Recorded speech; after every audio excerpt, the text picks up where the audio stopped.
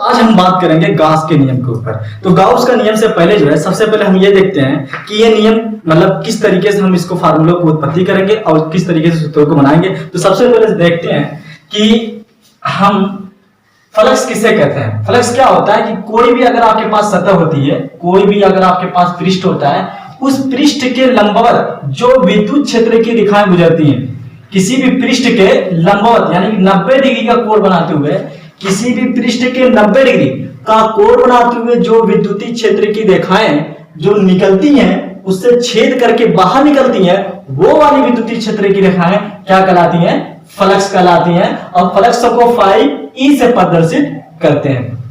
ठीक, और ये कितनी होगी? इसमें से एक दो विद्युतीय क्षेत्र की रेखा निकल रही है, तो फ्लक्स का मान कितना हो जाएगा? 2 हो जाएगा। जितनी निकलेगी उसकी जो संख्या होगी वो आपका फ्लक्स कहलाएगा। ठीक, जैसे मैं एक और बात करूं कि ये एक निकली, 2 निकली, 3 निकली, 90 डिग्री का कोण बनाते हुए। ठीक, 1 2 3 1 2 3, तो यहां फ्लक्स का मान कितना हो गया? फ्लक्स का मान कितना हो गया? 3 हो गया। तो लेकिन अगर मैं क्या ऐसे करूं, ऐसे बनाऊंगा, ये पृष्ठ है मेरा और ये विद्युतीय क्षेत्र की रेखा इस तरीके से निकल गई, ये तो क्या यहां फ्लक्स है कि नहीं बात समझ आ रही है? देखो, अब ये हमारा तल है। ठीक, ये विद्युतीय क्षेत्र की रेखा इस तरीके से गई और इस तरीके से बाहर निकल गई, फिर यहां से इस तरीके से गई, फिर इस तरीके से बाहर निकल गई।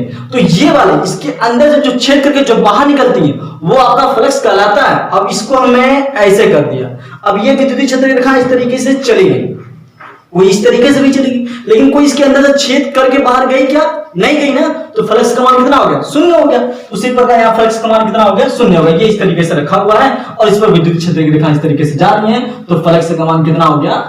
0 हो गया, 0 डिग्री।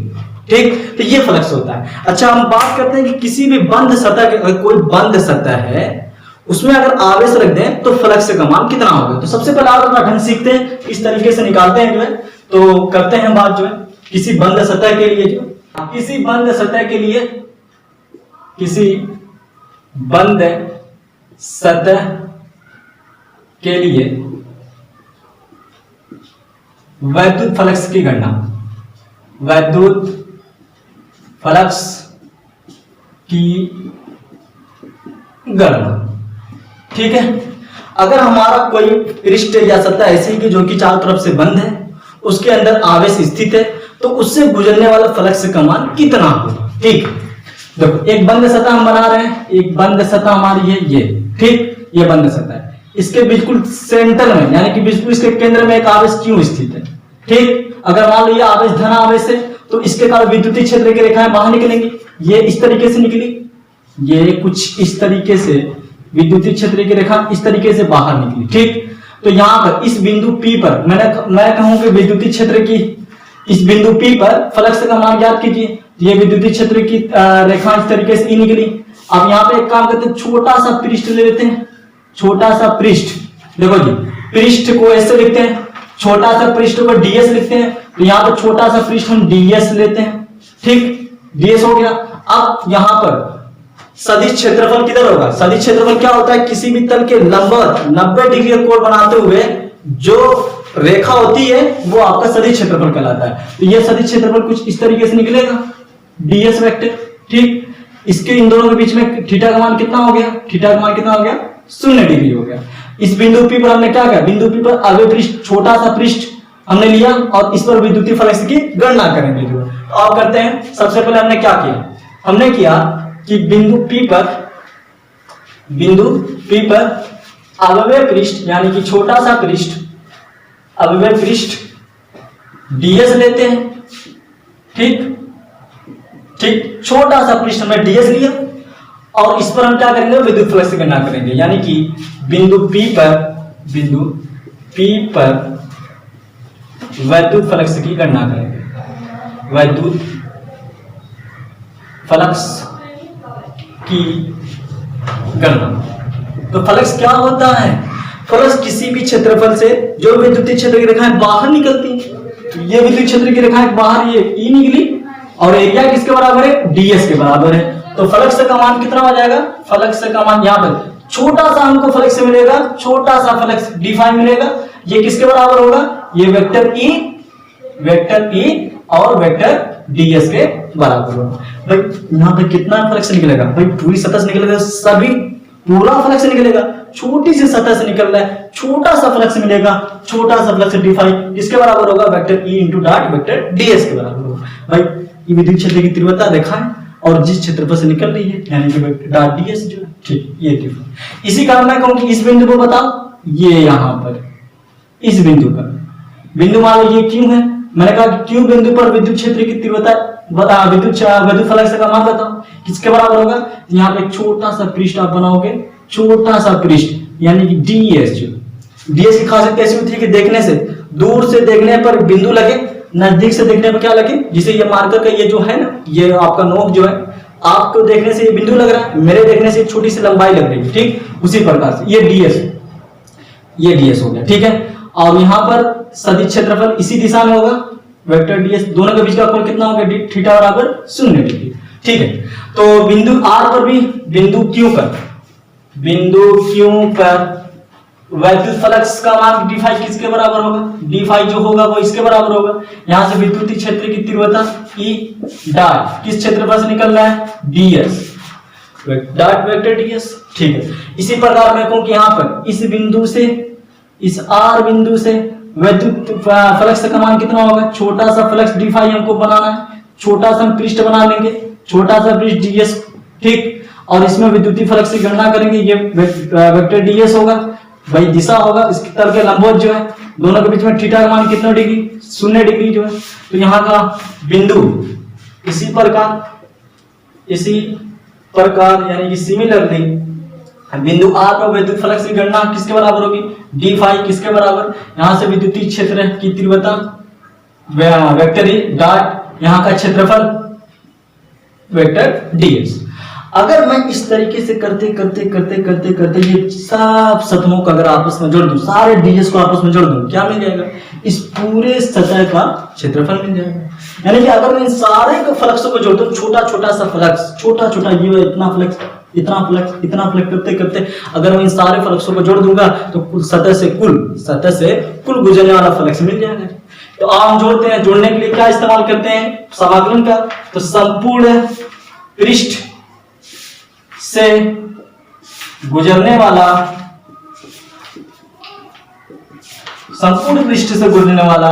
वैद्युत फ्लक्स ये किसके बराबर होगा? तो ये बराबर होगा, सारे फ्लक्सों को आपस में क्या करते हैं? जोड़ दो। जोड़ने को क्या कहते हैं? समाकलन कहते हैं। सारे डी फाई को आपस में जोड़ दिया जाएगा, इधर भी समाकलन करना पड़ेगा, वेक्टर ई डॉट ds, ठीक। अब चूंकि अगर मान लीजिए सारे सतहों को आपस में जोड़ रहे हो, बिंदु P से चले थे, सब जोड़ते वापस पुनः P पे पहुंच गए, चारों तरफ से बंद है, इसलिए हम क्या कहते हैं? क्लोज्ड समाकलन, यानी कि बंद समाकलन, क्लोज्ड इंटीग्रेशन करते हैं। तो अगर सारे छोटे फ्लक्स को जोड़ दोगे तो क्या मिल जाएगा? संपूर्ण फ्लक्स मिल जाएगा। संपूर्ण फ्लक्स को फाई से प्रदर्शित करते हैं, और ये किसके बराबर हो गया? इंटीग्रेशन बंद समाकलन vector E dot vector ds इसके बराबर होगा, ठीक है। तो हमने देखा कि किसी भी बंद सतह से फ्लक्स का मान कितना होगा? किसी बंद सतह से वैद्युत फ्लक्स का मान फाई बराबर closed integral vector E dot vector ds इसके बराबर होगा, ठीक है। अच्छा, अब चलते हैं गाउस के नियम के ऊपर। गाउस का नियम ये बताता है कि कोई भी अगर आपके बंद सतह हो, उस बंद सतह में अगर कितना भी मान लो अगर ये क्यों आवेश रखा है, तो इस सतह से या इस पूरे बंद सतह से गुजरने वाला संपूर्ण वैद्युत फ्लक्स का जो मान होगा, वो जो आवेश अंदर स्थित है उसका 1/ε0 गुना होगा। क्यू का 1 गुना कीजिए, क्यू हो जाएगा क्लोज ये बटे में ε0 होगा। ये गाउस का नियम कहता है। और फाई हमने देखा कि फाई किसके बराबर है? फाई जो बराबर है वो close integration vector E dot ds के बराबर है, ठीक। और ये किसके बराबर है? क्यू बटे में ε0 के बराबर। तो हमको ये प्रूफ करके लाना है बेसिकली, ठीक है। गाउस का नियम ये कहता है कि किसी भी बंद सतह के अंदर जो आवेश स्थित है, अगर उसके मध्य बिंदु पर आवेश स्थित है, उसके मध्य बिंदु पर, तो उस सतह से गुजरने वाला, उस सारे सतहों से गुजरने वाला, हर दिशाओं में फ्लक्स निकलेगा। तो चारों दिशाओं में से गुजरने वाला फ्लक्स का जो मान होगा उस क्यू का, उस आवेश का 1/ε0 गुना होगा। कहने का अर्थ है कि क्यू बटे में ε0 होगा।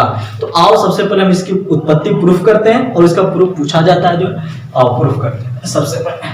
तो सबसे पहले इसका स्टेटमेंट लिख लेते हैं, इसका कथन लिख लेते हैं। गाउस का नियम का जो है, गाउस का नियम या गाउस का नियम, गाउस का नियम, गाउस का नियम का क्या डेफिनेशन होगी कि किसी बंद पृष्ठ से संलग्न हुआ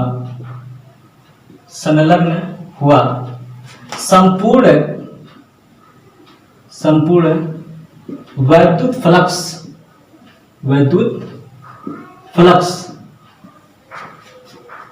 उसके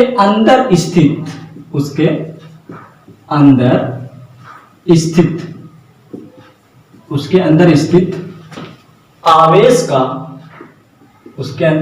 आवेश का 1/ε0 गुना होता है।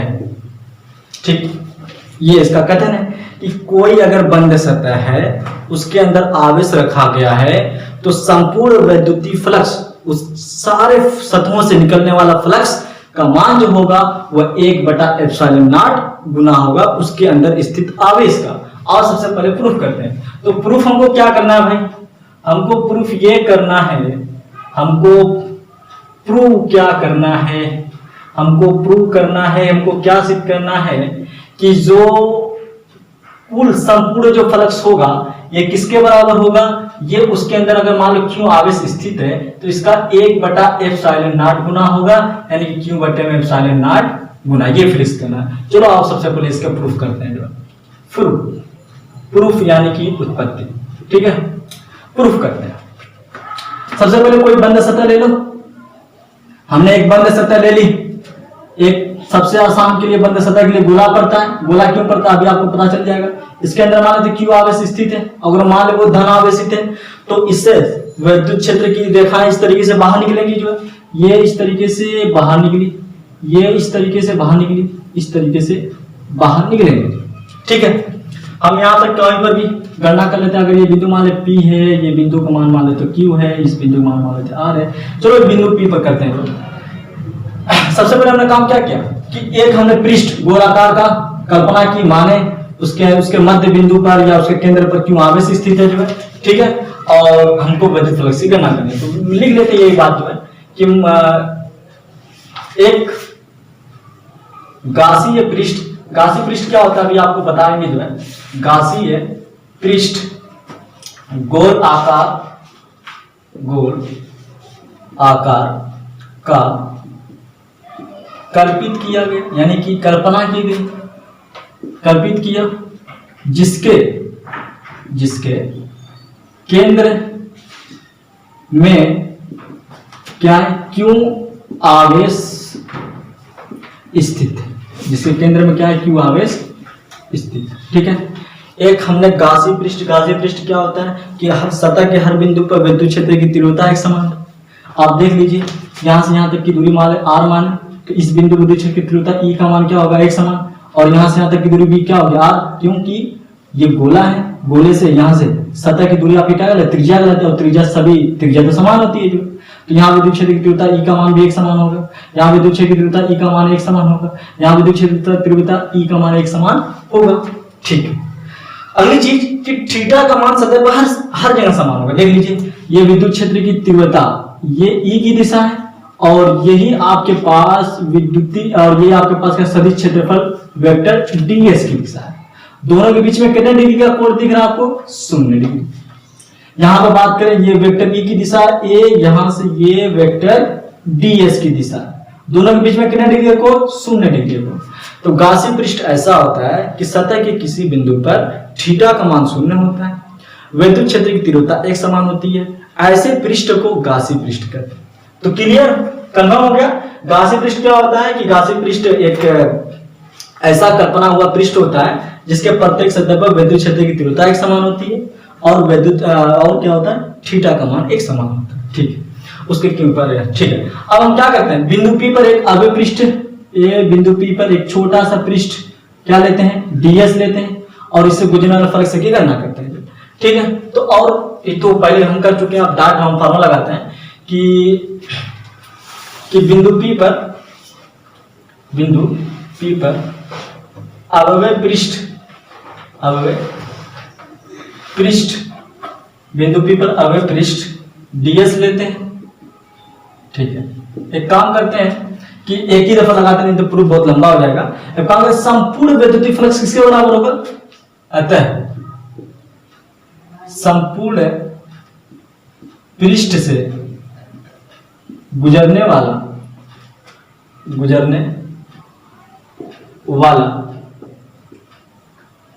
फ्लक्स, वैद्युत फ्लक्स किसके बराबर होगा। तो हम पढ़ेंगे किसी भी बंद सतह से गुजरने वाला कुल फ्लक्स का मान फाई ई, ये किसके बराबर होता है, बंद समाकलन वेक्टर ई डॉट ds के बराबर होता है।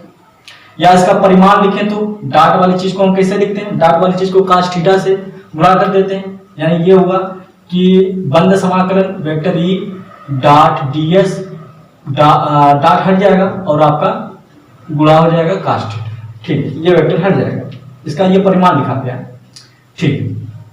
अब यहाँ पर E का मान क्यों पर, E का मान यहाँ पर, इसके प्रत्येक बिंदु पर E का मान एक क्या है, समान है। देखो यहाँ से यहाँ तक की दूरी r है, तो आप पढ़े हो कि किसी भी बिंदु से r दूरी पर स्थित वैद्युतीय क्षेत्र की तीव्रता E किसके बराबर होती है, 1/4 पाई एप्सिलॉन नॉट q बटे में r स्क्वायर। यहाँ पर भी दूरी r ही है, तो इस E का मान कितना होगा, 1/4 पाई एप्सिलॉन नॉट q बटे में r स्क्वायर। यहाँ पर E का मान कितना होगा, यहाँ पर दूरी कितनी है, r है, तो 1/4 पाई एप्सिलॉन नॉट q बटे में r स्क्वायर। यानी कि इस पृष्ठ के प्रत्येक बिंदु पे E का मान समान है, तो E क्या हो गया, अचर हो गया। और अचर राशि का हम समाकलन नहीं करते, ये बाहर आ जाएगी, ये चीज, ये E बाहर आ गया, E आपका बाहर। अब समाकलन किसका करना है, ds का करना है। और यहाँ पर थीटा का मान हर जगह कैसा है, थीटा का मान हर जगह 0 डिग्री, थीटा का मान 0 रखें, यहाँ पर थीटा का मान 0 डिग्री रखें, तो 0 डिग्री cos 0 डिग्री हो जाएगा, यहाँ पर लिख देते हैं cos 0 डिग्री, और cos 0 डिग्री का मान 1 होता है, तो ये 1 हो गया, तो इसको लिखो चाहे मत लिखो, ये cos 0 डिग्री का मान 1 हो गया।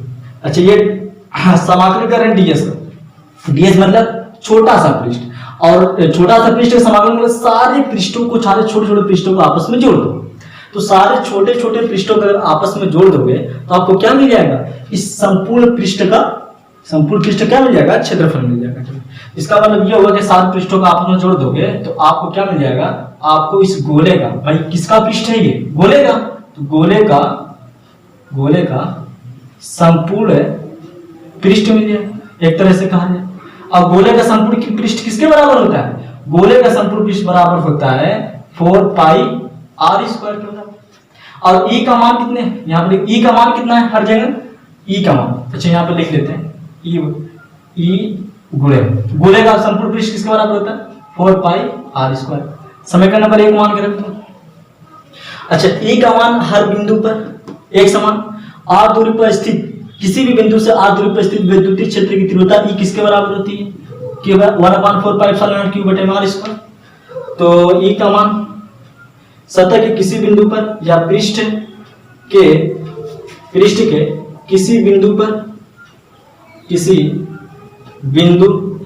पर वैद्युतीय क्षेत्र की तीव्रता E किसके बराबर है, E बराबर 1/4 पाई एप्सिलॉन नॉट q बटे में r स्क्वायर। ये मान यहाँ पर रख दीजिए, E का मान E की जगह पर रख दीजिए ये चीज, तो ये किसके बराबर हो जाएगा, ये हो जाएगा E का मान कितना हो गया, 1/4 पाई एप्सिलॉन नॉट बटे में q बटे में r स्क्वायर। और ये क्या है, ये आपका है 4 पाई r स्क्वायर। तो 4 पाई से 4 पाई कैंसिल हो गया, r स्क्वायर से r स्क्वायर कैंसिल हो गया, क्या बचा q बटे में एप्सिलॉन नॉट, q बटे में एप्सिलॉन नॉट E की जगह। और ये सब किसके बराबर चल रहा था, ये फाई E के बराबर चल रहा था। ये फाई E बराबर कितना आ गया, फाई E बराबर आ गया q बटे में एप्सिलॉन नॉट। मतलब गाउस का नियम यह बताता है कि अगर आप कोई बंद सतह लिए हो और उसके बिल्कुल मध्य बिंदु पर अगर आप आवेश रखते हो तो उससे गुजरने वाला, उससे हर दिशा में फ्लक्स निकलेगा, जब तो उससे गुजरने वाले कुल फ्लक्स का मान किसके बराबर होगा, q बटे एप्सिलॉन नॉट होगा। यानी कि इस समाकलन करने के बाद आप मैथमेटिक्स लगाने के बाद पूरा आप लाए हो, सिंपल वे में उन्होंने कहा कि कोई भी अगर आप बंद सतह ले लो और उसमें अगर उसके मध्य बिंदु पे बिल्कुल आवेश रख दो, एक छोटा सा बिंदु आवेश क्यों रख दो, तो उससे निकलने वाला कुल फ्लक्स का मान किसके बराबर होगा, क्यू बटे में एप्सिलॉन नॉट के बराबर होगा। तो आई होप आपको समझ में आया। ठीक है, thank you for watching this video.